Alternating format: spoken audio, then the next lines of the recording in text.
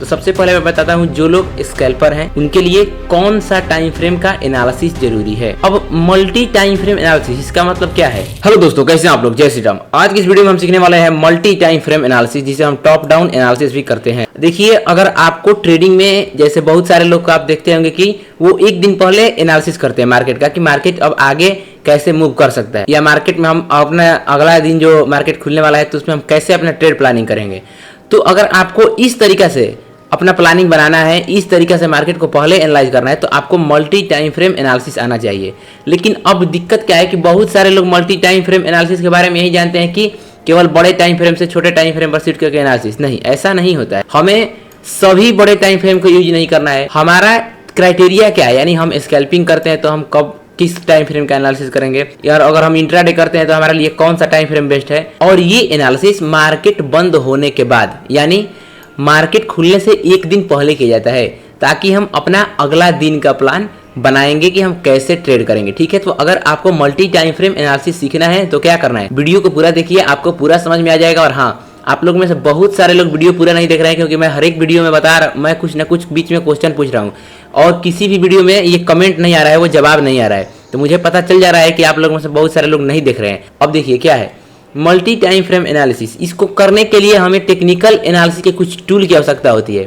अब technical analysis का कौन कौन सा टूल है आपको ये पता होगा। मैं ये सारा टूल, जितना भी टेक्निकल एनालिसिस का टूल है, उसके ऊपर मैं वीडियो पहले ही बना चुका हूँ। ठीक, ये आपको पता होगा। अब देखिए, टेक्निकल एनालिसिस टूल के बारे में हम बात करें तो सबसे पहला क्या आता है, सपोर्ट रेजिस्टेंस। दूसरा क्या आता है, इंडिकेटर। तीसरा क्या होता है, मार्केट में कौन सा ट्रेंड चल रहा है, यानी मार्केट का ट्रेंड। ठीक, तो ये तीन चीज मल्टी टाइम फ्रेम एनालिसिस में हमें कब किस जगह पर बाइंग करना है, कब किस जगह पर सेलिंग करना है, उसके लिए हमें सपोर्ट एंड रेजिस्टेंस या supply and demand zone market में खोजना जरूरी है।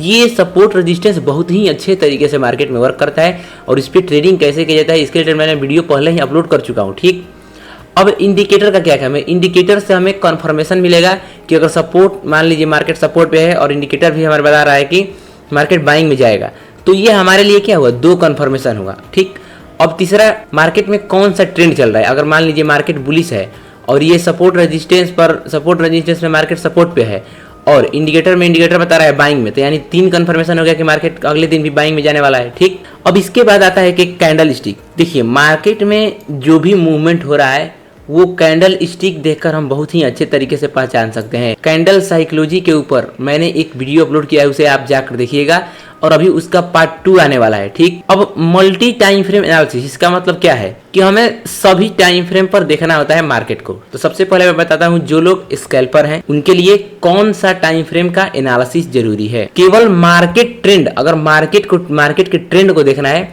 तो उनके लिए कौन जरूरी है, 1 डे और 4 आवर। ठीक, लेकिन लाइव मार्केट में उनको केवल 1 आवर का चार्ट देखना है। ठीक, अगर मार्केट खुल जाए, मार्केट खुलने के बाद उनको 1 आवर का चार्ट देखना है। ठीक, 1 आवर के चार्ट पर ये टेक्निकल एनालिसिस के सारे टूल को देखना है कि कहां पर हमें बाइंग दिखा रहा है, कहां पर सेलिंग दिखा रहा है। ठीक है, अगर आप इंट्राडे करते हैं तो आपको 1 आवर और 4 आवर दोनों पर नजर रखना पड़ेगा। ठीक, अगर आपको इंट्राडे में भी छोटा एसएल पर काम करना है तो 5 मिनट या 15 मिनट।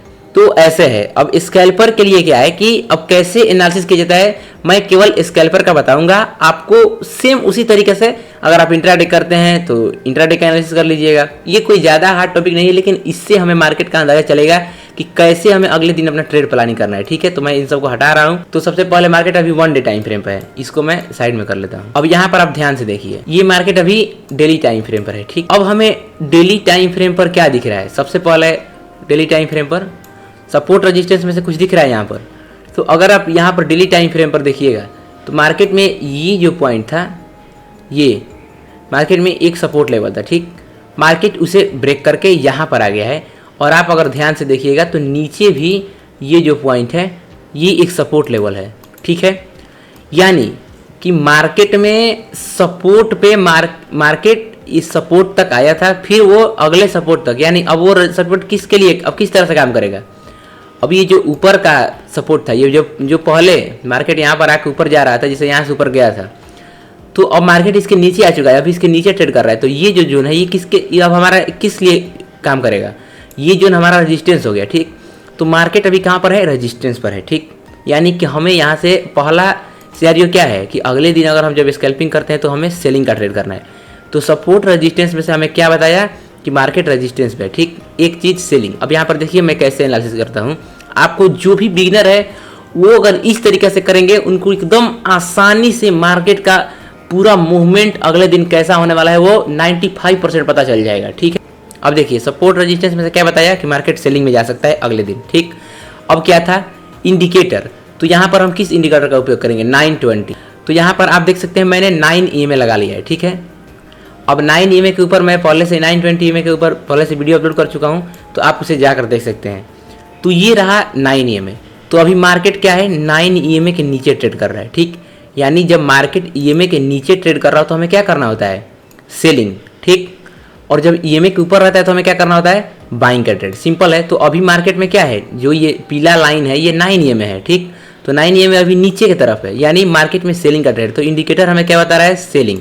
मार्केट अगले दिन सेलिंग में जाएगा इसका ज़्यादा चांस है। कैसे, क्योंकि दो चीज़ सपोर्ट रेजिस्टेंस और इंडिकेटर बता रहा है कि मार्केट सेलिंग में जाएगा। अभी अब क्या देखना है हमें कैंडल स्टिक। तो अगर हम मार्केट में अभी जिस टाइम पर हम ये एनालिसिस कर रहे हैं, अगर हम कैंडल स्टिक को देखें तो क्या है, ये कैंडल जो बना है ग्रीन कैंडल, अभी जिस दिन ये 9 अप्रैल का कैंडल है रेड कैंडल, ये पीछे वाला कैंडल देखिए 8 अप्रैल का, ये कैंडल डोजी टाइप में बना है, ठीक। अब उसके अंदर ही ये कैंडल बन गया, यानी कि अभी रेजिस्टेंस पे तो मार्केट है, लेकिन अब मार्केट कहाँ जा सकता है यहाँ से आपको मैं अगर बताऊं तो इस जो ये कैंडल बना हुआ है ये ग्रीन कैंडल, इसके हाई और इसके लो, इन दोनों पॉइंट में से जो भी पॉइंट मार्केट पहले क्रॉस करके क्लोज कर देगा उसके ऊपर या नीचे, अगर मान लीजिए हाई के ऊपर क्लोज कर दिया तो मार्केट यहाँ से ऊपर चला जाएगा, अगर लो के नीचे क्लोज कर दिया तो मार्केट नीचे आ जाएगा, ठीक। तो यहाँ पर हमें कैंडल स्टिक देखने से क्या मिल रहा है, देख कैंडल स्टिक अगर हम देख रहे हैं तो क्या पता चल रहा है कि मार्केट अभी इन डिसीजन मूड में है, यानी यहाँ पर बायर्स और सेलर्स दोनों कंफ्यूज है कि मार्केट को किस तरफ ले जाना है। यानी कि कैंडल स्टिक पैटर्न हमें यहाँ पर कोई ट्रेड नहीं दिखा रहा है कि मार्केट अगले दिन कहाँ जाएगा, लेकिन दो चीज सेलिंग बता रहा है, ठीक। कैंडल स्टिक देख लिए। अब हम क्या देखेंगे, अब हम देखेंगे मार्केट का ट्रेंड बड़े टाइम फ्रेम पर क्या है, ओवरऑल मार्केट बड़े टाइम फ्रेम पर कैसा ट्रेंड में मूव कर रहा है, ठीक। तो अगर हम अभी मार्केट का ट्रेंड देखें तो मार्केट कैसे मूव कर रहा है, मार्केट लोअर हाई के स्ट्रक्चर में चल रहा है। अगर आप ध्यान से देखेंगे तो यहाँ से ऐसे गिरा, फिर ऊपर थोड़ा पुल बैक, फिर गिर रहा है, फिर पुल बैक, फिर गिर रहा है, फिर पुल बैक, और यहाँ से फिर गिर सकता है, ठीक। यानी मार्केट का जो लोअर लो में चल रहा है, तो यानी क्या है मार्केट का ट्रेंड, मार्केट का ट्रेंड सेलिंग का है। तो यहाँ पर हम 4 चीज का एनालिसिस किए बड़े टाइम फ्रेम पर, ठीक। आपको 1 डे पे चेक करना है, अगर आप स्कैल्पर हैं तो 1 डे पे चेक कर लिए कि मार्केट अभी क्या है, अभी मार्केट प्योर सेलिंग में है। अगर मार्केट इस जगह पर होता है, मान लीजिए हम इस पॉइंट पर आते हैं, ये जो कैंडल बना हुआ है, ये जो आपको बड़ा सा ग्रीन कैंडल दिख रहा है ये वाला, अगर इस जगह पर होता मार्केट हम और यहाँ पर एनालिसिस कर रहे होते तो हम क्या देखते कि मार्केट सपोर्ट पे है, ईएमए नीचे है, ठीक। ईएमए तब भी नीचे होता लेकिन मार्केट सपोर्ट पे है, यानी सपोर्ट रेजिस्टेंस क्या दिखा रहा है बाइंग, ईएमए दिखा रहा है सेलिंग, ठीक। कैंडल स्टिक क्या दिखा रहा है बाइंग। तो यहाँ पर क्या हो जाएगा, दो चीज ये दिखाएगा कि मार्केट बाइंग में जा सकता है, ठीक है। तो यहाँ पर हम बाइंग का सोचते हैं, लेकिन अभी मार्केट में 4 चीज का एनालिसिस किए, क्या क्या, सपोर्ट रेजिस्टेंस, मार्केट का ट्रेंड, मार्केट में कैंडल स्टिक और मार्केट में इंडिकेटर। ये चारों चीज में से सबसे ज्यादा जो हमारा कंफर्मेशन मिल रहा है वो किस साइड मिल रहा है, सेलिंग के साइड, ठीक है।